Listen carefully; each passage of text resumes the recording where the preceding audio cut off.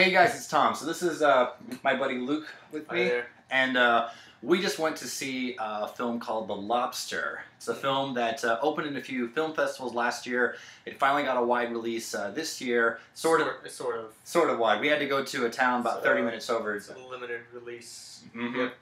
So basically, the plot to this movie is It takes place in a sort of dystopian? I would not describe it as dystopian because society is like intact, but it's very different. I'm an anthropology student, and I found it very interesting for that reason. There's a very it seems to be a very strange. It's like not too strange because they're going for this metaphor of like if you're not in a relationship, you're either dead or dying. You know. Mm-hmm. Basically, the plot is the rules of the world are, I guess when you're 18, because there are kids, you either get married to whoever you're with and you're happy with them, or you go to a hotel. I think it's just called The Hotel. I think in this society, like there's probably multiple hotels. Mm-hmm. But we just focused on the one in this one. That's the idea that I get from this one. Unless there's like just the hotel and then the city. But basically, from what I gleaned from it, the plot is this dude, played by Colin Farrell, was married. His wife divorced him for another dude. And so now he has to go stay at a hotel. And he has 45 days to find someone in the hotel. It's like an all-singles hotel for the most part. And then be coupled with them for a solid month and then get married. And if he can't find someone in that 45 days, then he is going to be turned into an animal. And he picks a lobster. Hence the title of the film. Mm-hmm. We won't tell you why he chooses it, because I think it's very interesting for his character, and we don't want to spoil it here. So, we mentioned Colin Farrell's in the movie. Some other names in the movie. He meets Ben Whishaw at the hotel. John C. Reilly.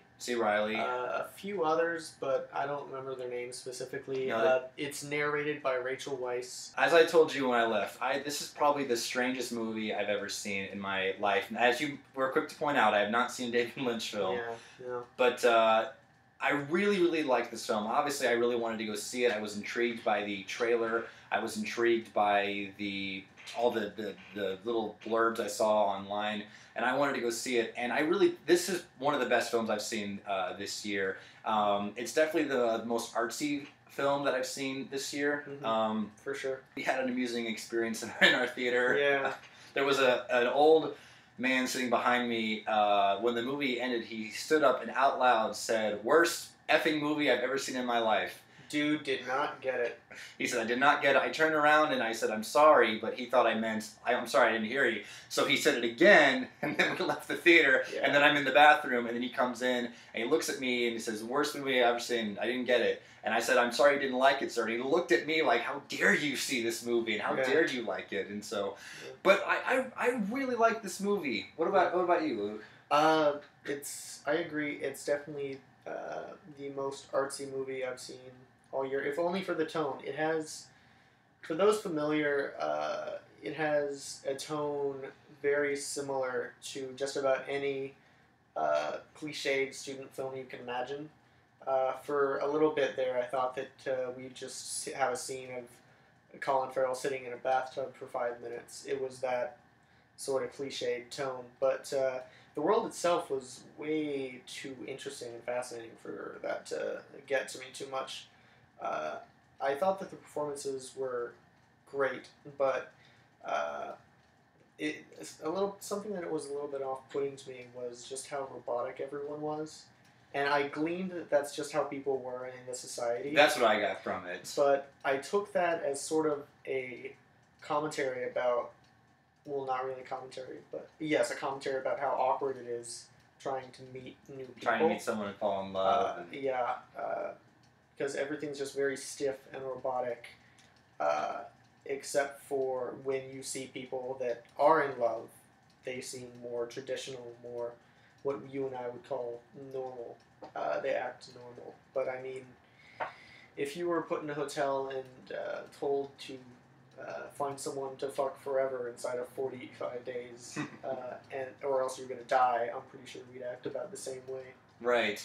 Yeah, that's definitely what I got from the movie, was all the sort of robotic nature, very emotionless faces, people who, they do things sort of on almost on autopilot. They wake up, they go to breakfast. I wouldn't say autopilot because this isn't a spoiler because I think it's in the trailer, but they have an actual itinerary and very strict schedule. Like, he wakes up, hey, you've got X amount of days left, it's time for breakfast, and then there's that alarm, and then they go on the hunt, and then it's this time of night, so you have to get dressed and go to a dance, and all this stuff that I won't spoil, but I actually thought that it was even more robotic in that sense because it had a very strict itinerary that they seemed to follow to.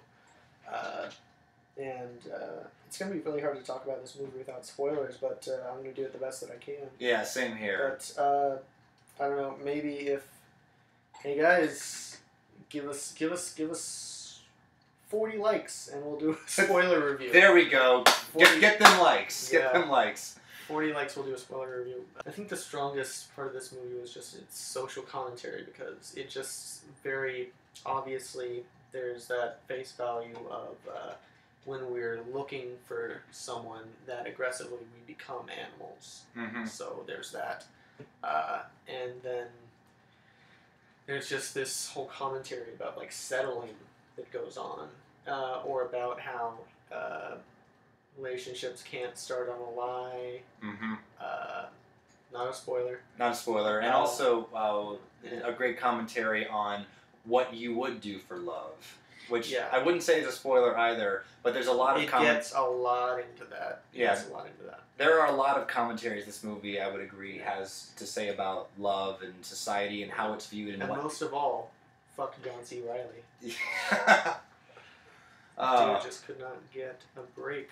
Right. Well, let's talk, now that we're on to some of the actors, let's talk about the performances. I thought Colin Farrell did a really good job as this character David, the man who goes to the hotel.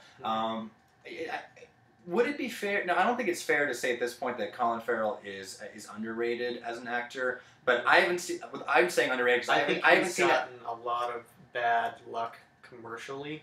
I'm just saying underrated because I haven't seen him in a lot of things. But everything I have seen him in, he's really good in it. Critically, I think he's very good, but commercially, he's had some rough days. Anyone that can list any good Colin Farrell movies can list every Colin Farrell movie that hasn't done well. Yeah. I personally enjoyed Seven Psychopaths. I know most people didn't, like Rotten Tomatoes, but I really enjoyed it. In Bruges, which he was nominated for, was fantastic. But from what I heard, didn't do too well in the box office.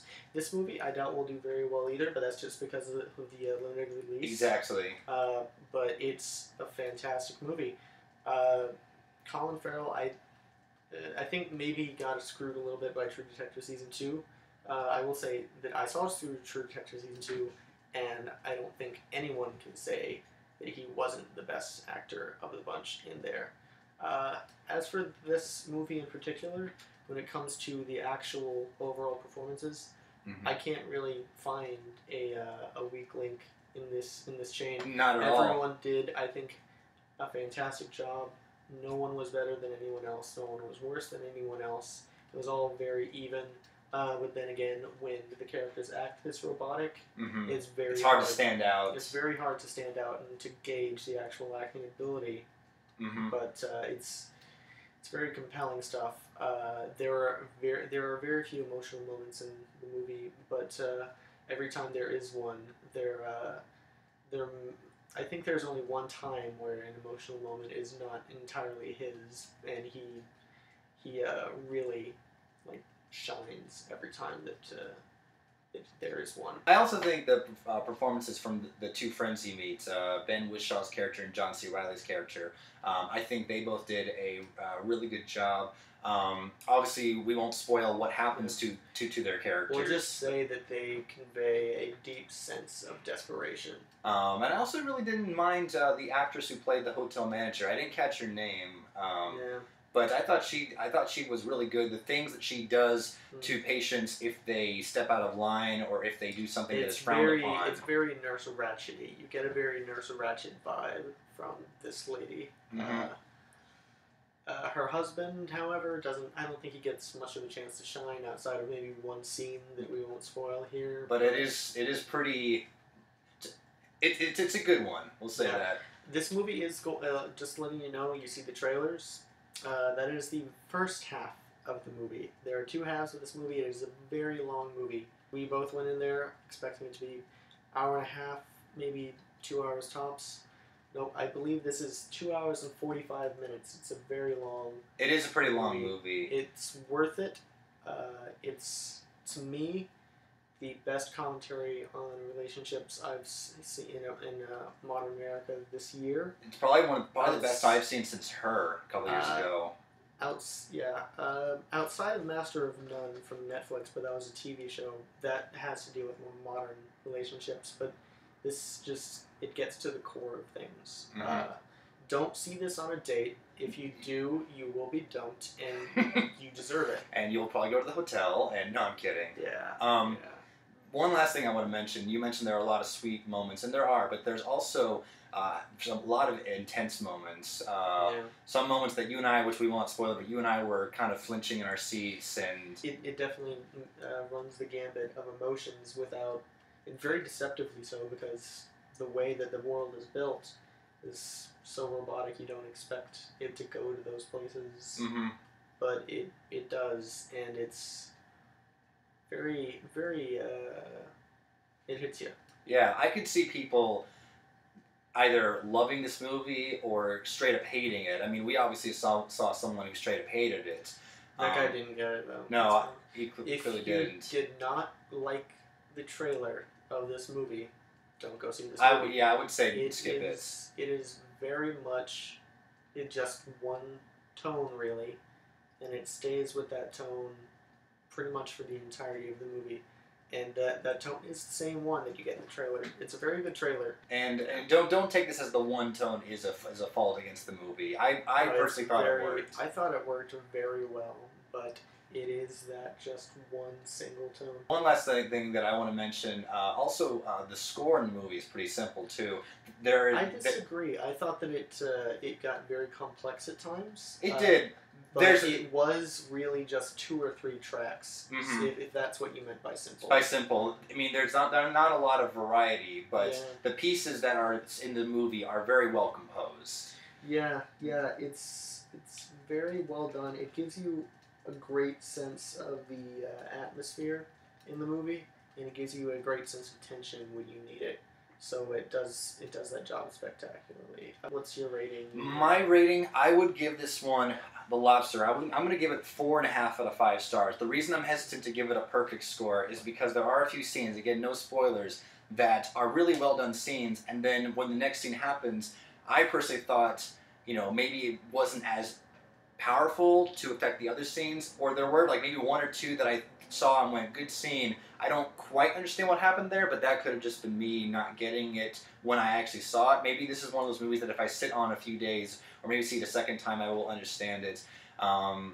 So that's why I'm going with 4.5, very, very close. If you can tolerate the one tone, and if you like the trailer, then I would say go see the movie. That's what I would rate this movie. I'd give it just a flat 4. I thought it was really, really good. The villains in the movie we didn't talk about, but the villains are fantastic, and there are more than one. Like I said, the performances are fantastic. The only issue is that it's just too long for me, and it's just, it did feel long. I will admit that. It's not a bad feeling, but it's just that you feel like the movie's going to end at this point, and it doesn't. And you feel like don't know. It has a very ambiguous ending, which I love. Reminiscent of The Graduate. If you've seen the ending of The Graduate, I'm pretty sure you might have heard about it from the billions of nerds that went to film school and then talked about it on YouTube about it. But it's a very, very good movie. I highly recommend, if you're able to see The Lobster, to go see it if you like the trailer. And I would highly recommend getting the soundtrack if you're a soundtrack buff, or the score, I apologize, score buff. Yeah, 4 out of 5 from me. Again, the only thing wrong with it is it's just way too long for me.